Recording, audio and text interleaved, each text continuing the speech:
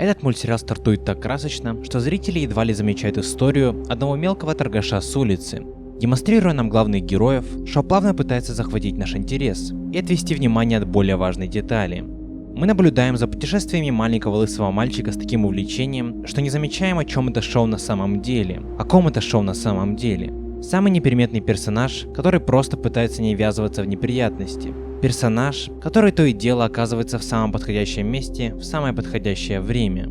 Его личность настолько мелочна, что ни в какой ситуации никто и подозревать его не станет. Тот, кто всегда находится там, где происходят самые главные события всего мультсериала. Продавец капусты с виду кажется персонажем, который присутствует в сериале только лишь с целью юмора, но это отнюдь не так. Продавец капусты живет обычной жизнью. Днем он продает капусту, а вечерами отдыхает со своей семьей, тайно имея любовь к двухдольным растениям под разновидностью кочанной капусты. Он, как и рядовой продавец какой бы то ни было ботвы, пытается продать свой продукт, но как это часто бывает, он не встречает одобрения со стороны, а лишь уничижения от каждого встречного. История продавца капусты, как две капли воды, похожа на историю каждого второго из нас.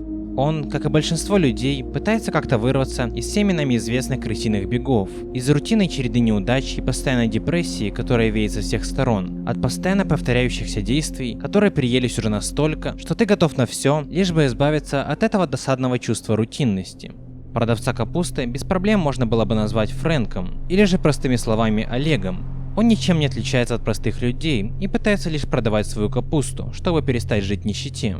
Но он то и дело встречается с трудностями на каждом углу, а также с постоянными преследованиями со стороны команды Аватар. Его никто не считает за предпринимателя, и каждый относится к нему как к недостойному человеку. Если бы меня спросили, о чем Аватар Легенда об Аанге на самом деле, то я бы ответил о том, что нужно никогда не сдаваться и идти к своей цели несмотря ни на что. И это достаточно простая идея. Но это и есть именно то, что происходит с продавцом капусты на протяжении всего мультсериала. Продавец капусты всеми силами пытается прорваться в разных местах, начиная от крошечных деревень, заканчивая самыми большими городами в мире. Но неудача постерегает его, где бы он ни начинал. И даже несмотря на то, что источником его неудач частенько выступает команда Аватар, не видно, чтобы он таил на них злобу. Он лишь продолжает заниматься своим любимым делом и продавать капусту как можно больше. И в конце концов он чего-то добивается. Потратив лучшие годы своей жизни на то, чтобы создать целую империю капусты, он оставляет наследие своим внукам, а также хороший урок нам с вами.